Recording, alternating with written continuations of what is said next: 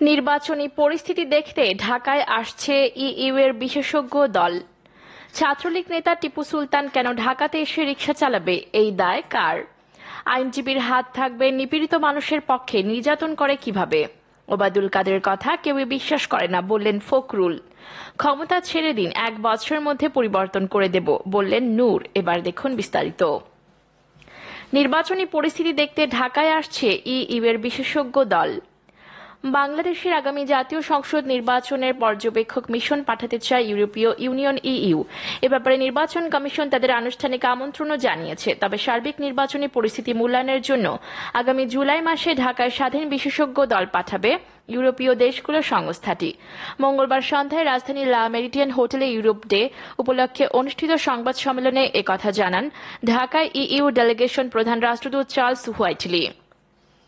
সংবাদ সম্মেলনে বক্তব্য রাখেন বাংলাদেশে নিযুক্ত সুইডেনের রাষ্ট্রদূত আলেকজান্দ্রা বার্গ ফন লিন্টে, ফ্রান্সের রাষ্ট্রদূত মারি মাসুদুপুয়ে, ডেনমার্কের রাষ্ট্রদূত ইউইনি এস্ট্র্যাপ পিটারসন, জার্মানির রাষ্ট্রদূত আখিম ট্রোস্টার, ইতালির রাষ্ট্রদূত এনরিকো নুনজিয়াতা, নেদারল্যান্ডসের রাষ্ট্রদূত অ্যান ভ্যান লিওয়েন ও স্পেনের ভারপ্রাপ্ত রাষ্ট্রদূত ইগনাসিও সাইলস ফার্নান্দেস প্যালাসিওস। তারা বাংলাদেশ ও ইইউ এর কূটনৈতিক সম্পর্কের 50 বছর, ইন্দো প্যাসিফিক, রোহিঙ্গা ইস্যু, জলবায়ু পরিবর্তন, বাণিজ্য, শ্রম অধিকার, অভিবাসন ও মানুষে মানুষের যোগাযোগ সহ দ্বিপাক্ষিক সম্পর্কের নানা ইস্যুতে ইউরোপের বিভিন্ন দেশের অংশীদারিত্বের কথা তুলে ধরেন। এর আগে ইইউ এর জ্যেষ্ঠ প্রতিনিধি জোসেফ বোরেল বলেছিলেন, বাংলাদেশের আসন্ন নির্বাচনে ইইউ পর্যবেক্ষক পাঠাতে প্রস্তুত, তবে নির্বাচন অংশগ্রহণমূলক হলে তবে পর্যবেক্ষক পাঠানো হবে। বোরেলের ওই বক্তব্য উল্লেখ করে ইইউ রাষ্ট্রদূত চার্লস হোয়াইটলি বলেন, ইইউ নির্বাচন পর্যবেক্ষক মিশন পাঠাতে প্রস্তুত। নির্বাচন কমিশন থেকে পর্যবেক্ষক মিশন মোতায়েনের বিষয়ে চিঠিও পেয়েছেন তারা। নির্বাচন পর্যবেক্ষক পাঠানো বিষয়টি মূল্যায়নের জন্য ইইউ এর স্বাধীন বিশেষজ্ঞ দল জুলাই মাসে বাংলাদেশে আসবে। তারা এখানে অংশগ্রহণমূলক নির্বাচনের পরিস্থিতিও দেখবে, সব দলের সঙ্গে আলোচনা করবে এবং মূল্যায়ন করবে। পরিস্থিতি মূল্যায়ন করে তাদের মতামত ইইউ এর জ্যেষ্ঠ প্রতিনিধির কাছে জমা দেবে। তারপর জোসেফ বোরেল সিদ্ধান্ত নেবে নির্বাচনের সময় ইইউ পর্যবেক্ষক পাঠাবে কিনা। অপরদিকে ছাত্রলীগ নেতা টিপু সুলতান কেন ঢাকাতে এসে রিকশা চালাবে, এই দায় কার? টিপু সুলতানকে নিয়ে বাংলা ভিশনের প্রতিবেদনটি মর্মাহত করেছে। টিপুর চিকিৎসার সুব্যবস্থা করার দায়িত্ব ছিল নাটোর জেলার নেতা কর্মীদের। তাদের সাহায্য সহযোগিতা ও অবহেলার কারণে টিপু ঢাকাতে এসে রিকশা চালাতে বাধ্য হচ্ছে। ঢাকা পর্যন্ত কেন তাকে আসতে হবে? স্থানীয় সংসদ সদস্য নেতৃবৃন্দের কোনো দায়িত্ব কি ছিল না? কর্মীরা কেন জীবনের ঝুঁকি নিয়ে দলীয় কর্মসূচি সফল করবে? টিপুর বিষয়টা বঙ্গবন্ধুর আদর্শের সকল মানুষের জন্য একটা লজ্জাস্কর গ্লানিরও। এখন সময় এসেছে সুবিধাবাদী হাইব্রিড নেতাদের থাবা থেকে বাংলাদেশ আওয়ামী লীগকে মুক্ত করার, যারা দুঃসময় কর্মীদের পাশে থাকে না।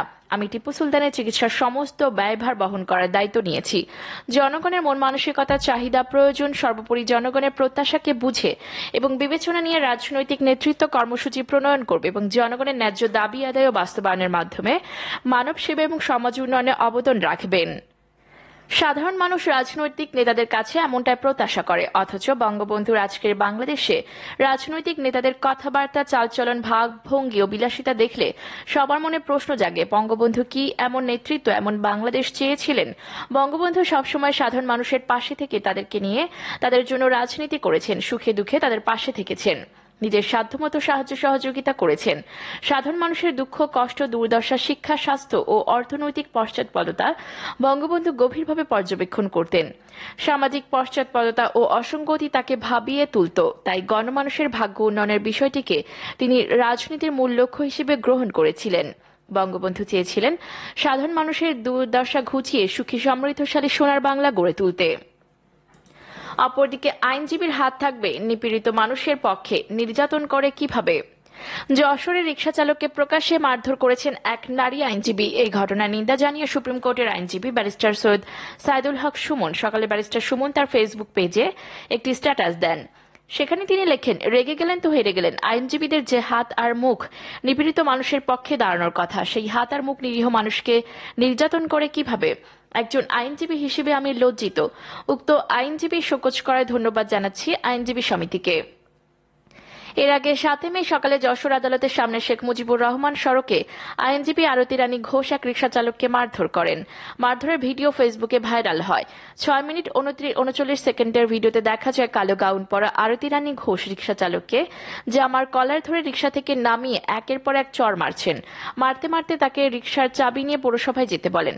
রিকশা চালককে পৌরসভায় নিয়ে তার লাইসেন্স বাতিল করার হুমকিও দিতে দেখা যায়। এই সময় রিকশা চালক হাত উঁচু করে মাফ চান। এতে ওই নারী আইনজীবীর মন গলতে দেখা যায়নি, বরং তিনি আরও চড়াও হয়ে এলোপাতাড়ি মারপিট করতে থাকেন। এ সময় সড়কের পথচারীরা তাকে থামানোর চেষ্টা করে ব্যর্থ হয়। ভিডিওতে অপর এক পথচারীর মুখে শোনা যায় ওই নারী আইনজীবী রিকশা চালককে জুতা পেটাও করেছেন। তারা এই ঘটনার প্রতিবাদ করলে ওই আইনজীবী রিকশা চালককে চড়-থাপ্পড় মেরেই যাচ্ছিলেন। এক পর্যায়ে এক নারী এগিয়ে এসে প্রতিবাদ করলে ক্ষান্ত হন তিনি। এই সময় রিকশা চালক তার রিকশা নিয়ে চলে যান। এই ঘটনায় আরতি রানী ঘোষকে কারণ দর্শাতে বলা হয়। মঙ্গলবার সকালে যশোর জেলা আইনজীবী সমিতির সাধারণ সম্পাদক আবু মুর্তজা সই করা নোটিশটি পাঠানো হয় আরতি রানীর বাড়িতে। আগামী 3 কার্য দিবসের মধ্যে তাকে জবাব দিতে বলা হয়েছে। মারপিটের বিষয়ে আইনজীবী আরতি রানী ঘোষ দাবি করেন, তিনি আদালত থেকে ফেরার পথে সড়ক অতিক্রম করতে গেলে ওই রিকশা চালক তাকে ধাক্কা দেন। এতে তিনি পড়ে গিয়ে আহত হন। এ কারণে মারধর করেছেন। অপরদিকে ওবায়দুল কাদেরের কথা কেউই বিশ্বাস করে না বললেন ফখরুল।